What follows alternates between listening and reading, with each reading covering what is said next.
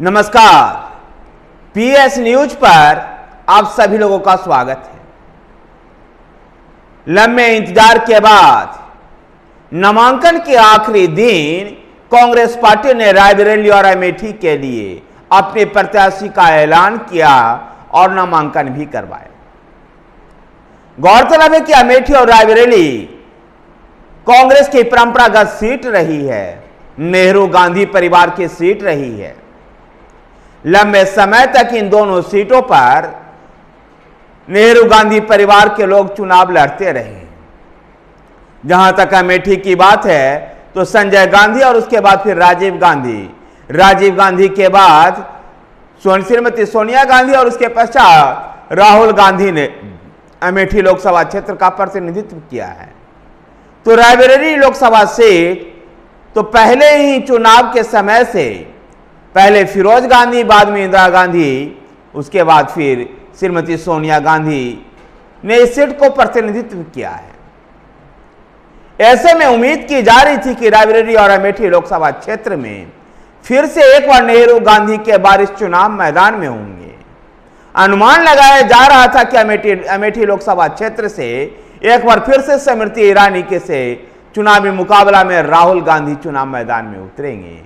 तो रायबरेली लोकसभा सीट से जो श्रीमती सोनिया गांधी के राजस्थान से राज्यसभा पहुंचने के बाद खाली थी और यहां के प्रतिनिधित्व करने के लिए प्रियंका गांधी चुनाव मैदान में उतरेंगी। लेकिन कांग्रेस इन सभी कयासों को धता बताते हुए रायबरेली लोकसभा क्षेत्र से राहुल गांधी को प्रत्याशी बनाया है और अमेठी लोकसभा क्षेत्र से श्रीमती सोनिया गांधी के प्रतिनिधि रहे केएल शर्मा को, कन्हैयालाल शर्मा को चुनाव मैदान में उतारा है। अब सवाल ही उत्पन्न यह होता है कि आखिर अमेठी से राहुल गांधी चुनाव क्यों नहीं लड़े।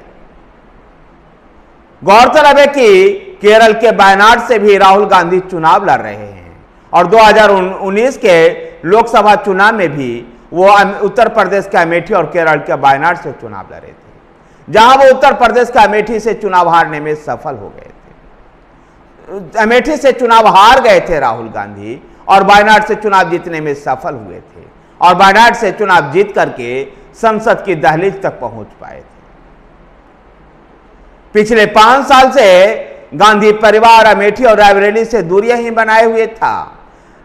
श्रीमती सोनिया गांधी अंतिम समय में अपने स्वास्थ्य का हवाला देते हुए चुनावी सक्रिय राजनीति से दूर होते हुए राज्यसभा के माध्यम से संसद पहुंची।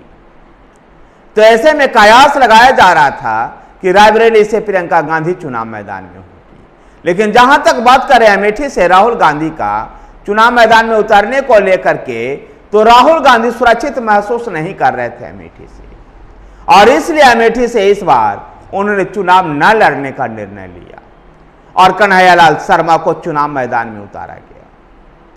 कन्हैयालाल शर्मा राजीव गांधी से लेकर सोनिया गांधी तक के अमेठी लोकसभा क्षेत्र में, अमेठी और रायबरेली लोकसभा क्षेत्र में प्रतिनिधित्व के रूप में काम करते रहे। मूलतः पंजाब के रहने वाले हैं कन्हैयालाल शर्मा। तो दूसरी तरफ अमेठी से, रायबरेली से राहुल गांधी चुनाव मैदान में उतरे हैं। इसका बड़ा कारण उत्तर प्रदेश में कांग्रेस अपने प्रभाव को बनाए रखना चाहती है। तो रायबरेली में राहुल गांधी का मुकाबला दिनेश प्रताप सिंह के साथ होगा। योगी मंत्रिमंडल में मंत्री दिनेश प्रताप सिंह को भारतीय जनता पार्टी ने पहले ही रायबरेली से प्रत्याशी घोषित कर दिया है। ऐसे में रायबरेली लोकसभा सीट जो कभी वरुण गांधी को लेकर के भी कयास लगाया जा रहा था कि वरुण गांधी बहन प्रियंका गांधी के सामने चुनावी मुकाबला में होंगे, लेकिन अब सारे कयासों को धता बताते हुए दोनों पार्टियों ने अपने प्रत्याशियों का ऐलान कर दिया है। दिनेश प्रताप सिंह सोनिया गांधी के खिलाफ भी 2019 में चुनाव लड़े थे, जब वो 3.5 लाख से अधिक वोट प्राप्त करने में सफल हुए थे। ऐसे में देखना दिलचस्प होगा कि दिनेश प्रताप सिंह क्या राहुल गांधी के राह में फिर से रोड़ा बनते हैं या राहुल गांधी आसानी से रायबरेली लोकसभा सीट जीत जाते हैं।